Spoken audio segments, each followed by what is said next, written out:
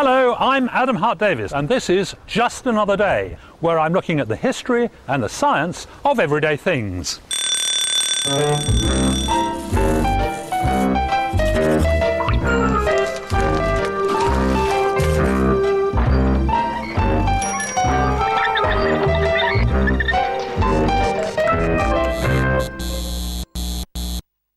My working day is over.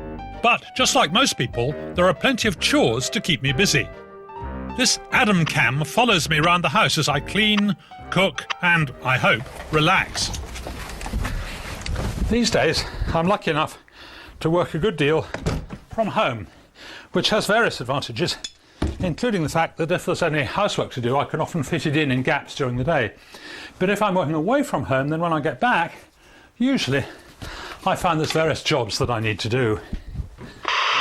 More often than not, as Adam Cam reveals, it's the laundry. That's fairly easily dealt with. Just pile it into the machine, switch on, and relax. Since the first popular washing machines emerged, they've become something we almost can't do without. Today, 92% of UK homes have one. But what was washing like before they were invented? In a world before mains electricity, virtually every housewife in Britain would, once a week, engage in a marathon of physical graft, using curious-sounding objects like a posser, a dolly, and a bar of carbolic. This is essentially Victorian washing gear, but it remained the way that people wash every Monday morning all the way through to the 1950s. I expect if you're as old as I am, you may remember your mum doing it. Now, just to find out what it was like, I'm going to do my own wash. Pam, have you got it ready? I do indeed have it ready. You've got the laundry basket, so can I just dump it in? No, you can't, because you need to do the white colours first. Oh, all right. Because that's the cleanest washing. So if you like to take that and that. Right. Now you need to get the washing dolly. The dolly? The dolly, which is the prongs. That thing? That's a dolly, is it? It may look like a rather uncomfortable milking stool, but the dolly was used to agitate the clothes in the hot water. Some housekeepers maintained it should be turned 100 times for each piece of washing. No, that's not clean. Not clean? So we need the scrubbing boards. Oh dear. The job was made somewhat easier in 1852 when a hefty soap tax was lifted. A favourite type was this bright pink carbolic soap with its distinctive medical smell. It's all go, this, isn't it? So, this took all day, did it? That was all day Monday. Right. A later innovation was the posser, which worked with a sort of suction action. It was great for rinsing, but could cause rather a flood. When the clothes had been rinsed a full 3 times, it was time to mangle. Right, so can we just bung the sheets in? No, we can't, because when you iron them, you'll have creased sheets. And now it can go through the mangle. Mangles were notoriously dangerous. You could easily mash a finger in the rollers. In fact, I'm told Leeds Infirmary held a special mangle injuries clinic to cope with the inevitable Monday casualties. Well, we are getting some water out, and obviously that's going to reduce the time it needs on the washing line. I've got off quite lightly with just one sheet to wash, but the work involved in a whole family's laundry must have been exhausting. Clearly, if there was an opportunity for a labour-saving device, this was it. In fact, people were building mechanical washing machines as far back as the 1700s. The very early machines never really caught on, but this one did.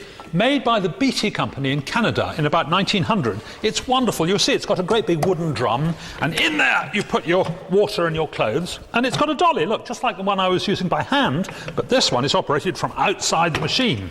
So you just give it spinning like that, get up a great speed, wash your clothes beautifully, standing there casually.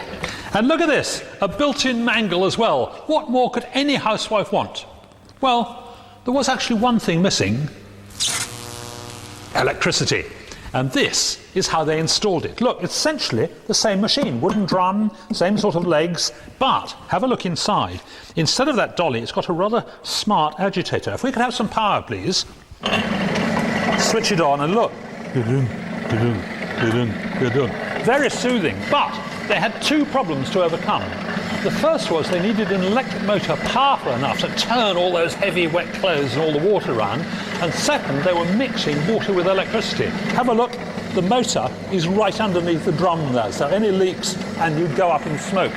I think perhaps I'd rather not use this machine. Once they'd cracked the safety problem, the scene was set for an evolution in machines that would lead to domestic paradise for anyone who'd grown up with the drudgery of old-fashioned wash day. By the 1950s, the era of domestic white goods had arrived. What had once been status symbols for the rich were now within reach of normal people. A washing machine is something everyone can afford these days. The question is, which? After the war, the kitchen changed nature. From a simple food preparation area, it became a sort of science laboratory full of gleaming white apparatus. Let's look at some of the evolution. Here is a very early washing machine, 1947. It's terribly simple, doesn't even have a switch. You just plug it in and it goes, and it doesn't have any drying system except for this mangle. You put your clothes in there and all the water with luck goes back into there. Then we have the spin dryer. This is separate freestanding, all right? So you have to take the clothes out of your machine, put them in there, and it has no way of emptying the thing. There's just a bucket underneath. So afterwards you have to take out the bucket and tip it into the sink. This is the huge advance, the spin dryer with a pump. So you can put this into the sink and pump all the water into the sink. Huge step forward. And then comes the twin tub. Now, we had one of these. I love it. And you turn it on, and it has a terrific boiling action. And you put your clothes in. And I don't want to put my hands in there, and they get sucked under in a wonderful way and whirled round. The only problem is it tended to tangle them a bit. So it became known as the Tangle-matic, and also the Splash-matic. You can see water's going all over the kitchen. Let's see what it's done with those shirts.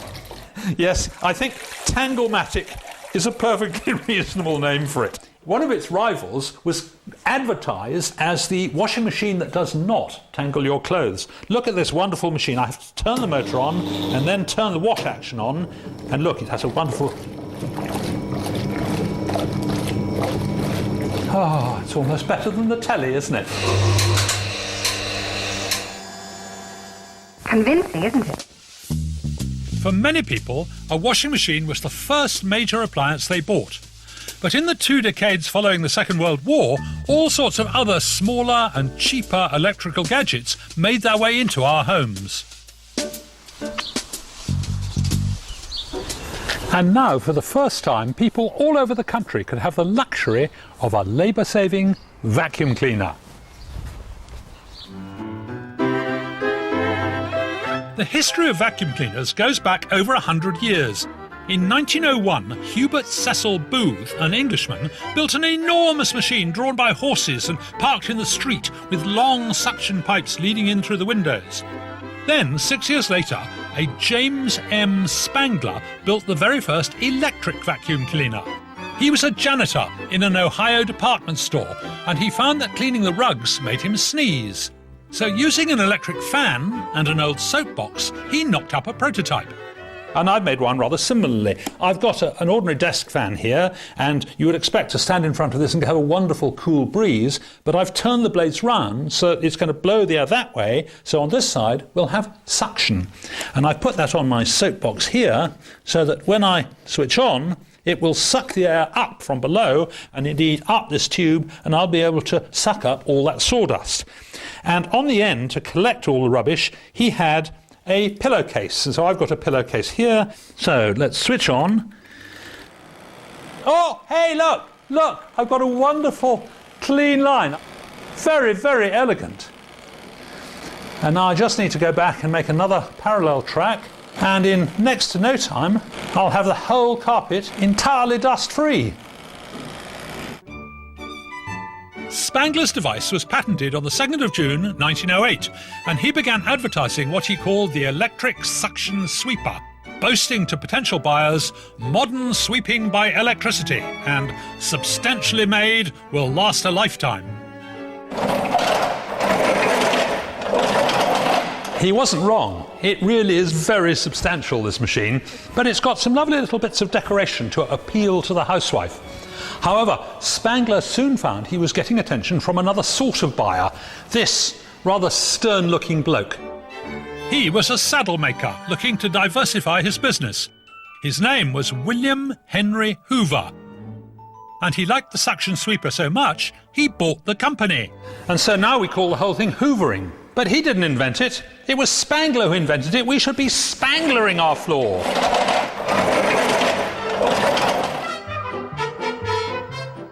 In the century since, Hoover has built many millions of vacuum cleaners. Quite a few of them are owned by Mike King. Hi, Mike.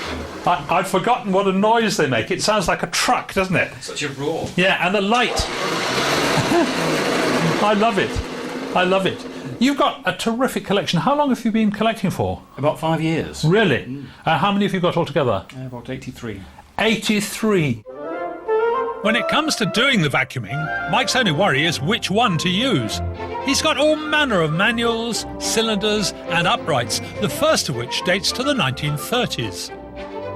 The Goblin model on the end, the Goblin Wizard, basically nothing more than a little motor on a stick with a bag attached. Simply we move on to when the rolling beta bar starts. Right. Bigger motor, nice shiny aluminium exterior. These behind you, no longer made of metal, lots of Bakelite, lots of brown colour. So what's special about this machine?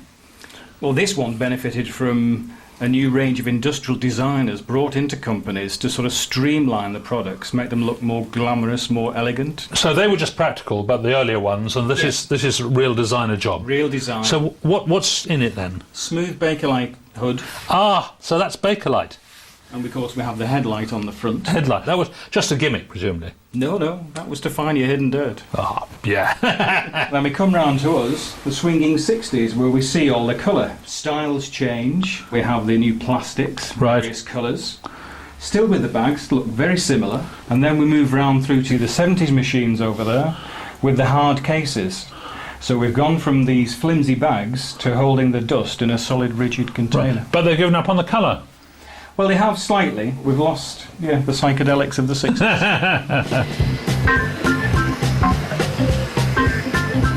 The swinging 60s saw domestic appliances promoted as fashion accessories, as well as simply for the job they did. Multicoloured machines were designed to appeal to a new wave of young people moving out of home and into their own flats. But there were more exciting developments than just bright colours on offer. There we are. Ah, magic! You're very short of space. Yeah. You can stick it in the wardrobe with your suitcase. There's the motor, and it even has its own cord rewind. That's very clever, isn't it? I wouldn't mind one of those. Really good. And what about this thing? This is the space age Hoover Constellation. Floats on its cushion of air. It does look a bit like a satellite, doesn't it? It is, yeah.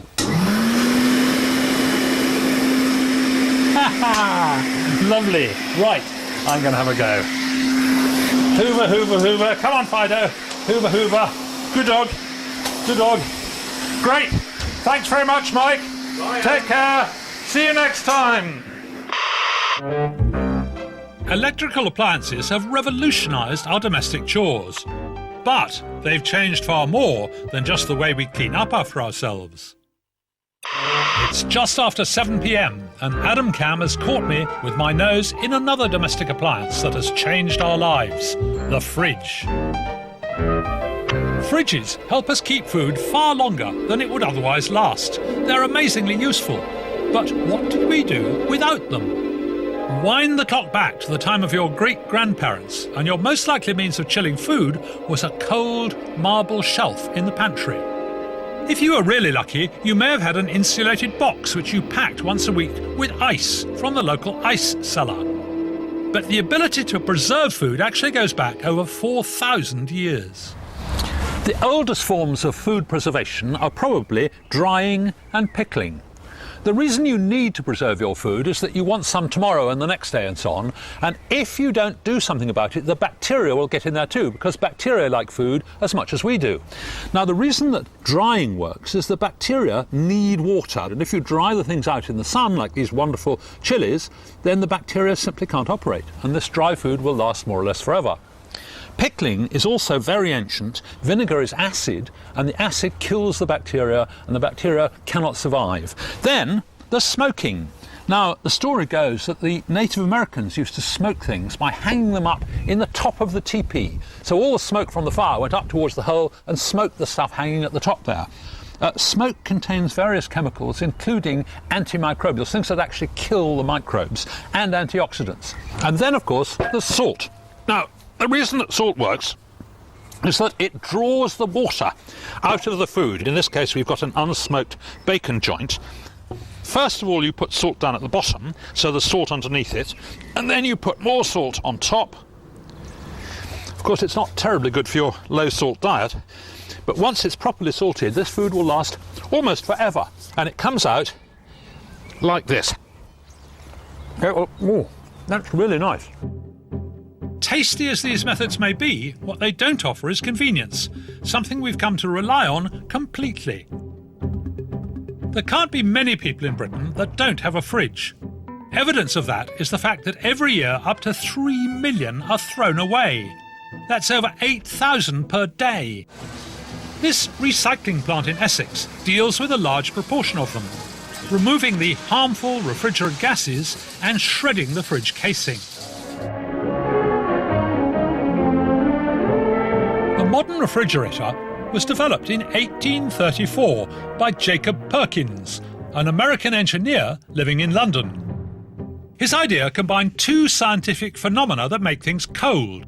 The first was evaporation. Evaporation is what makes you feel cold when you get out of the swimming pool. The thing is that when you've got water on yourself like this, that water begins to evaporate. And in order to evaporate, it needs heat. It actually needs heat to take the molecules of water from the liquid into the gas phase. And that heat has to come from your hand. And that's why evaporation cools you down. This idea of cooling food and drink by evaporation has been around for thousands of years. The ancient Egyptians, in around 500 BC, allegedly made ice by cooling water at night. And the Indians have always used chattis like this, unglazed pots full of water. The water soaks through, evaporates from the outside, and cools the whole thing down. Brilliant. The second phenomenon that Jacob Perkins knew about was that when gases are compressed or decompressed, they change temperature. So when you pump up a bicycle tire, it gets hot. But if I go the other way around and I release compressed gas, it'll get cold. In here I've got compressed carbon dioxide, and if I let it out, just look at this.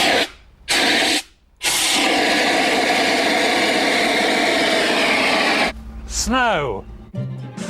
So, what Jacob Perkins did was to combine these ideas of evaporation, compression and decompression inside a sealed system of pipes around which he pumped the solvent ether, which evaporates very easily.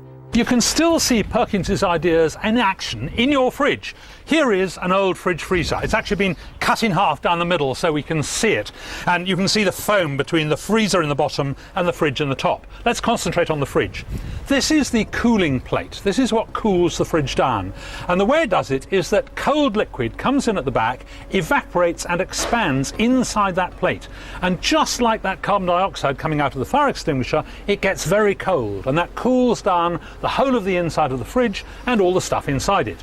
Now, come around the back and I'll show you how the rest of it works. Down at the bottom, this black thing here, this is the compressor, and that takes that cold gas that's just come out of the cooling plate, squashes it down into a liquid. Now, just as with the bicycle pump, that heats it up. So we've now got hot liquid. The hot liquid flows up through this black thing here, which looks a bit like a radiator, and that's exactly what it is. Because as it goes up, it cools, it dumps all the heat into the air of your kitchen.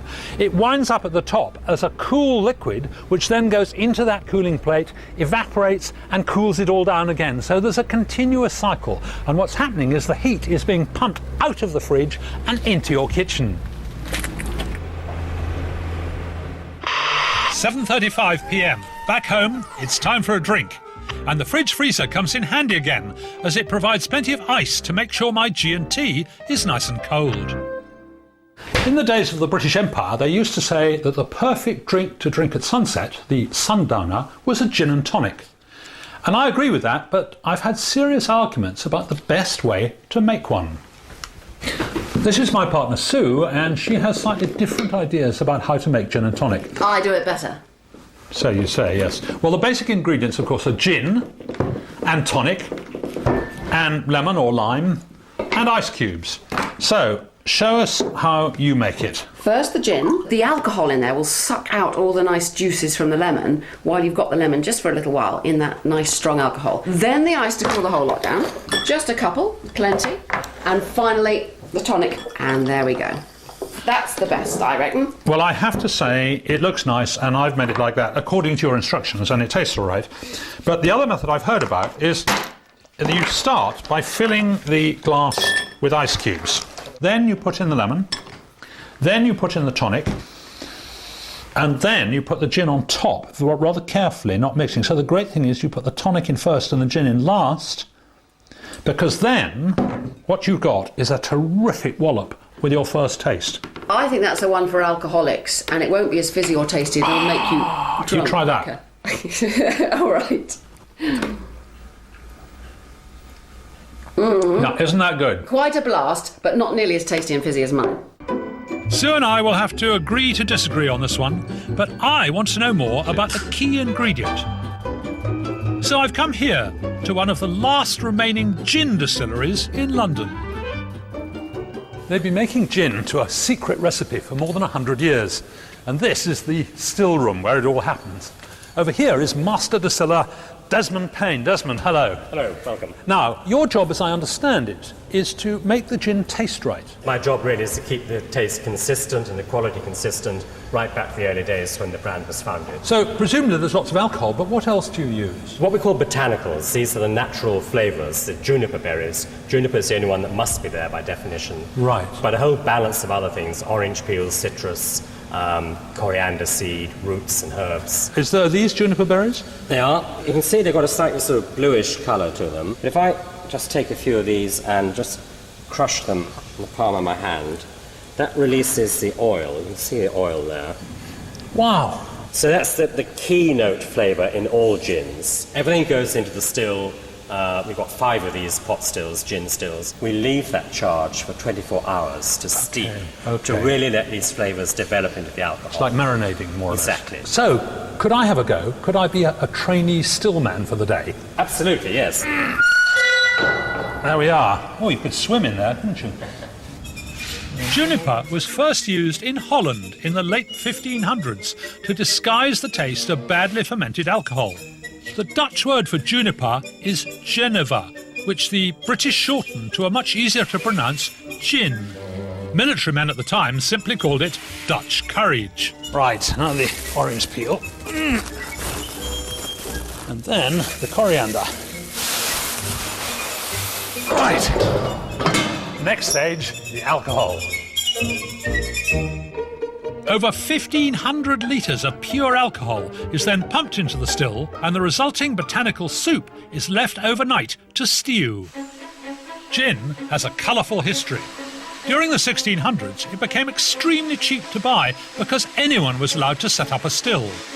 By 1730, London had 7,000 gin shops. Drunkenness was near universal among the working classes, and gin earned another nickname: Mother's Ruin. Eventually, the government responded by requiring distillers to obtain an expensive licence. Richly decorated gin shops, known as gin palaces, became fashionable and were the forerunners to Victorian pubs, like this one. It wasn't until the early 1900s, when cocktails arrived from the USA, that gin's reputation was truly revived. Here is another still which was actually filled with the stuff yesterday, so it's been steeping overnight, and it's full of that mixture of water, alcohol and botanicals. It's being heated from underneath by steam, and as it boils, all the vapour is going up this great pipe here. That's a mixture of water vapour, alcohol vapour and bits of botanicals. So it goes up that great pipe, it goes over the top there and down the other side through this thick pipe here, which is the condenser. And that's where it's turning back into liquid. Is this now gin? This is almost gin. What's happening is that all those botanicals that we saw earlier, the juniper and the citrus peel and everything else, they come across at different stages of the distillation. Okay. So they follow one after another. Okay. We have to collect about 6 hours worth of distilled spirit for the finished gin. This is a couple of hours in, so this is about 80% alcohol. Wow. So the first thing we're going to do is add some water to it. Two reasons for that.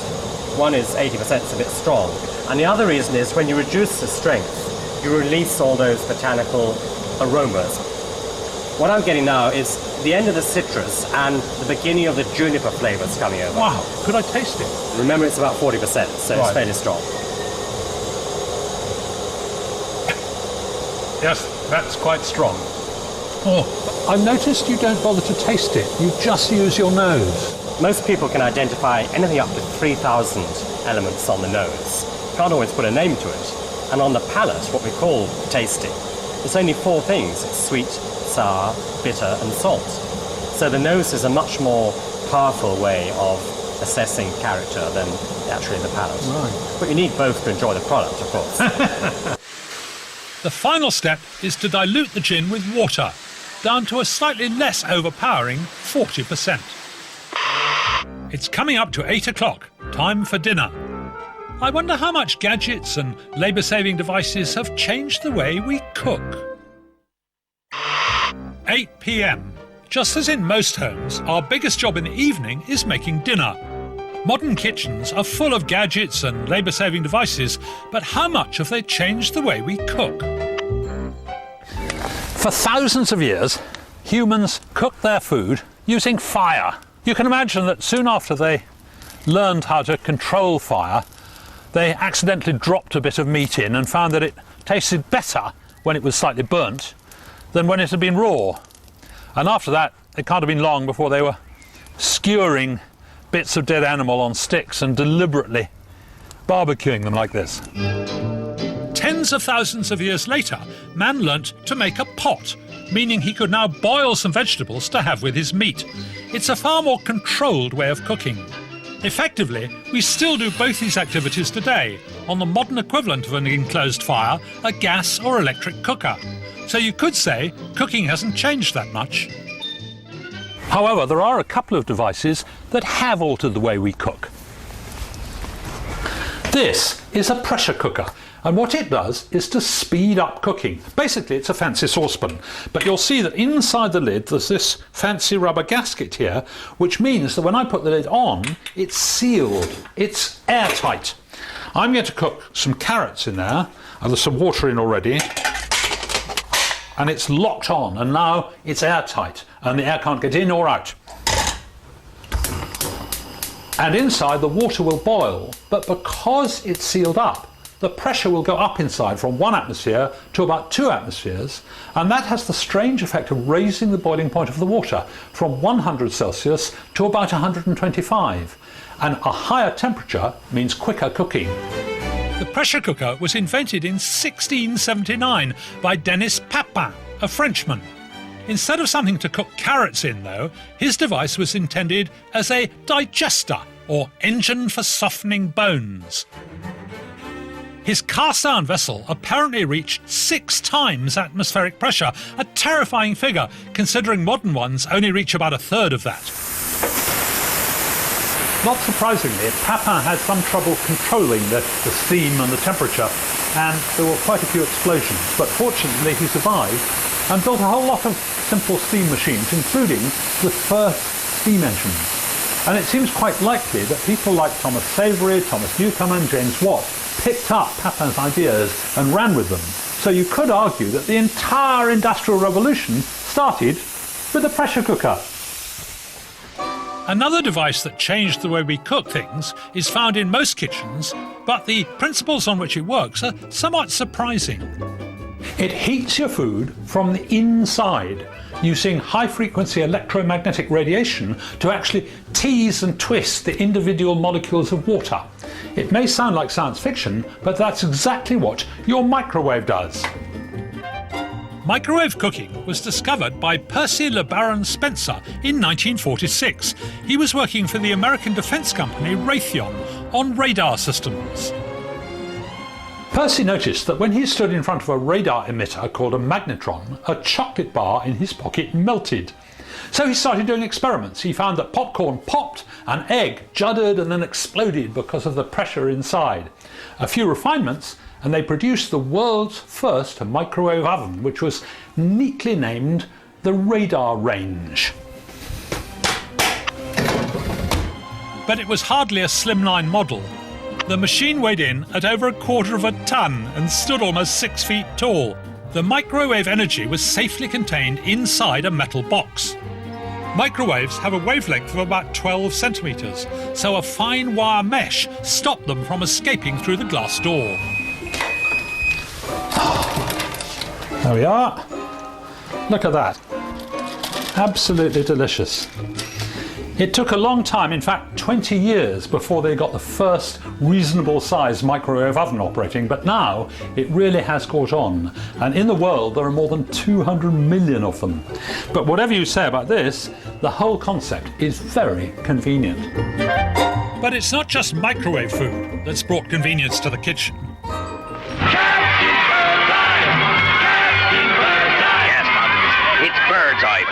Frozen food was invented in 1924 by this man, the curiously named Clarence Birdseye. He'd visited the frozen north of Canada and seen the locals fishing and using the icy climate to instantly freeze their catch solid, ready for when supplies were low. Amazingly, when cooked, it tasted the same as when freshly caught.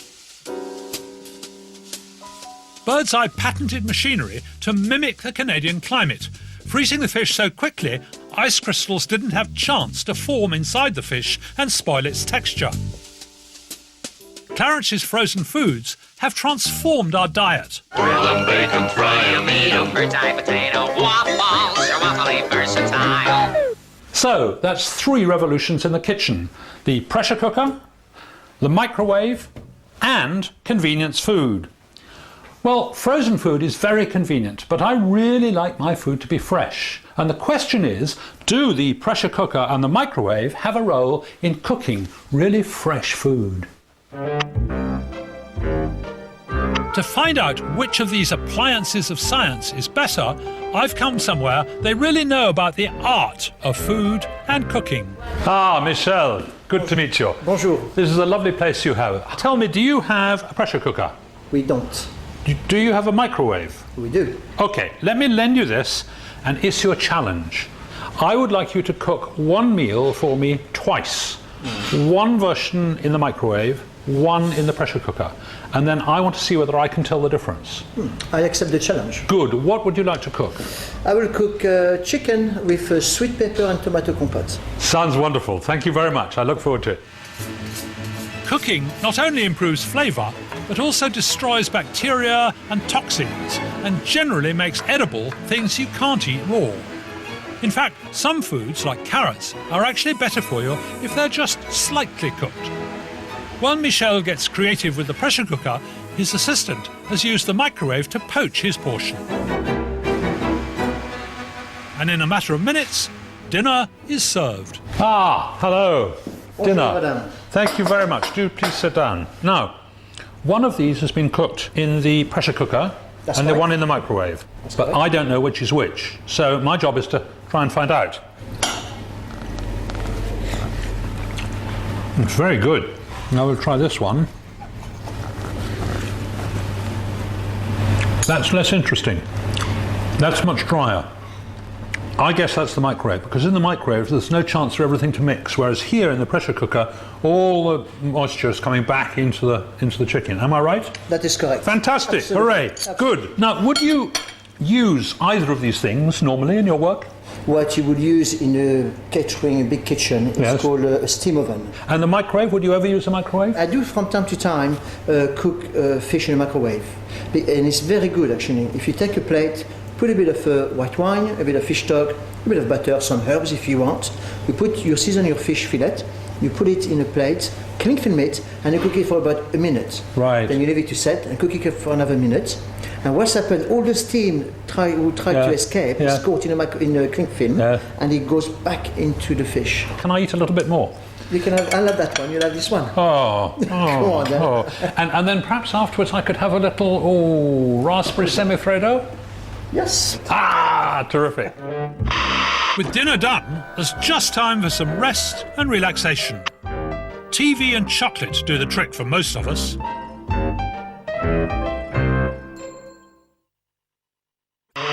By the time Sue and I have cooked, eaten, and left another of our electrical appliances to wash up after us, it's getting on for bedtime. Just time for a spot of telly. Of all the electrical boxes we have in our homes, this one really has changed the world. For most people, it's the first place they turn to for news, for entertainment, and maybe even for finding things out. In just 80 years, television has developed from the simplest flickering pictures to the sophisticated, well-produced programmes we see today. The latest technology is high-definition television, which gives you a super clear, ultra-detailed image. It does that by cramming the screen with over 1,000 lines of pixels, compared to about 600 on normal TV. So, imagine a television picture with just 30 lines, like this. That would be extremely low-definition telly. It might not be up to modern standards, but the world's first television pictures would have looked something like this. The man who demonstrated them was a Scottish inventor called John Logie Baird. Baird had a lifelong passion for engineering, but his projects didn't always go entirely to plan. As a lad, he rigged up a telephone wire between his house and a friend's, but unfortunately it dangled a bit low and hooked a cabman right out of his seat. And then he tried to make artificial diamonds and he shorted out the entire electricity supply of Glasgow. But he had a lot more success with some patent thermal undersocks soaked with borax. He made a lot of money selling those and he put the money towards his passion, television. A theory for television had been patented in 1885, but no one had been able to make it a practical reality. So, in 1910, Baird began work on what would become a seriously long-term project. Using makeshift bits and bobs, he gradually refined an extraordinary contraption.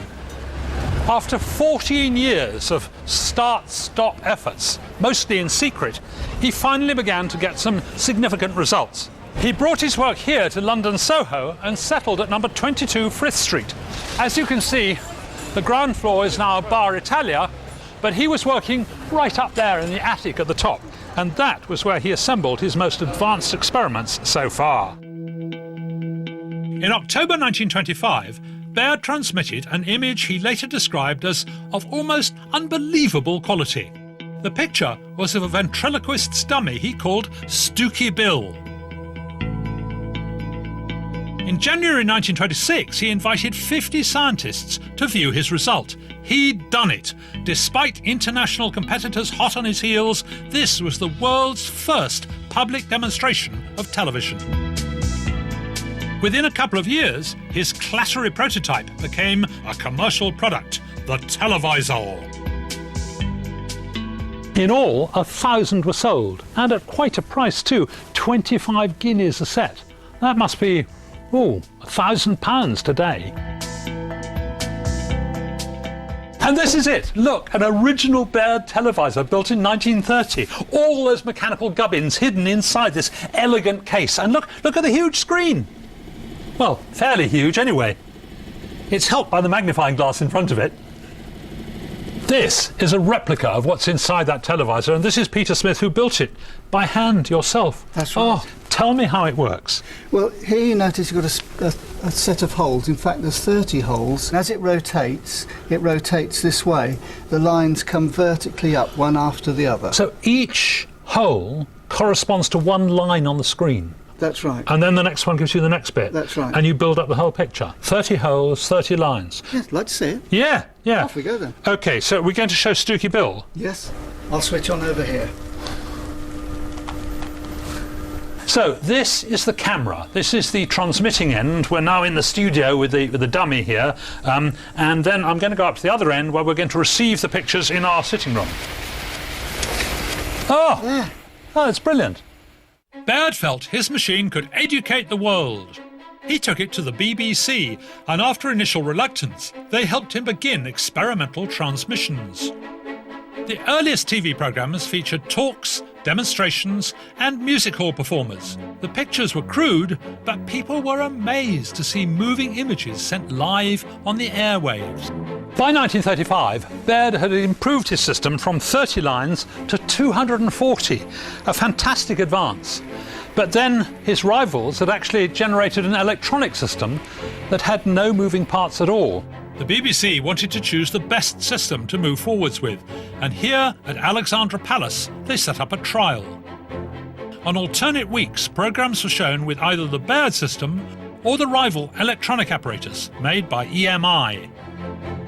In 1937, the BBC finally made up their mind about which system to use. It was bad news for Baird. They chose the EMI electronic system, which is the basis of television today. That meant curtains for the televisor. Undaunted, Baird continued working on television, making a number of other world firsts, including colour pictures and the first transatlantic broadcast. Sadly for Baird, none of his ideas were taken up on the big scale. But the fact is, he will be remembered as the man who first demonstrated television. This is Adam Hart Davis, the History Channel, London. With the TV turned off and the day nearly over, bed finally beckons. As a cosy way to get myself set for a restful night's sleep, I sometimes have a bedtime drink.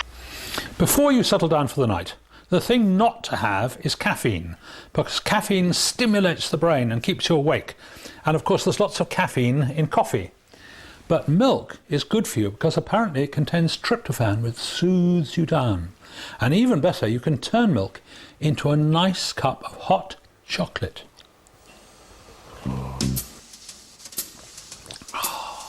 Most of us think of chocolate as something we eat, but it actually started life as a drink, and the solid stuff didn't come along until the mid-1800s. So, as I stirred my bedtime cuppa, I began to wonder about the origins of drinking chocolate.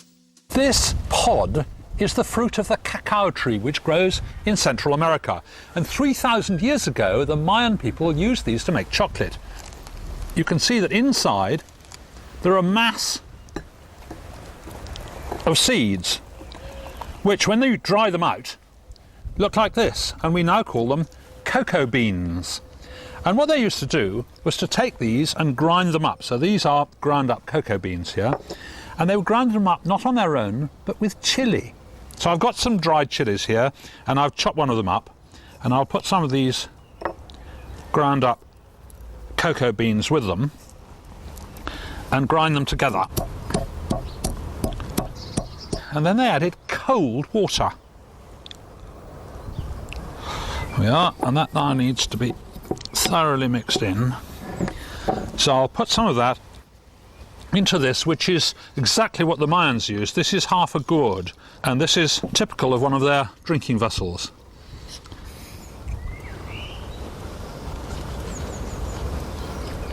The chocolatey bits are fine, but the chili, the chili does come scything through. It's very interesting, but it is not your soothing, warm bedtime drink. This primitive cocoa drink was a delicacy, and its recipe remained secret from the rest of the world for over 2,000 years. It eventually reached Britain in the 1650s, at the time of Charles II, and it was consumed by the elite of society at special chocolate houses. One of them, called White's, stood here in St James's Street, on a site now occupied by the very distinguished Carlton Club. And if I dress up smart, I'm allowed inside. Charles II's court were all chocoholics. They even employed a special chocolate maker, Mr Nice. Samuel Pepys raved about chocolate in his diary and allegedly used it as a hangover cure. But it wasn't the ancient Mayan recipe they were drinking. When chocolate came to England in the 1650s, the English tended to make it in rather a different way. But they didn't add the chilies that the Mayans had done. Instead, they tended to put in rather different sorts of spices. So they would add sugar for one thing to make it sweet, nutmeg, almonds, yolks of egg, and milk. And what they would do is to boil the water, they'd put it in the pot, and then they'd swizzle them all up. And I've just got to add my eggs. And now I've got this wonderful thing here called a molinillo, and I put that in and I swizzle it like mad like this. And the egg is supposed to go frothy. Yeah, it looks pretty frothy. I'll pour myself a modest cup and just see what it tastes like. Well, it doesn't taste of chili, so it's definitely moved on. By 1828, chocolate was still only a drink, but that was about to change. A process was developed to remove the bitter oil from the beans, leaving a much more palatable flavour. Chocolate companies hit the big time, selling cocoa we would recognise today. Eventually, in 1847, a Joseph Fry made what was arguably the first chocolate bar. Chocoholics should be eternally grateful to him. Well, that's the end of my day delving into the history and the science of everyday things. And I hope you've discovered, like me, that what might seem like just another day is actually a whole lot more. Good night. Hi, I'm Adam Hart Davis. Play my quiz and download my Just Another Day podcasts at justanotherday.co.uk.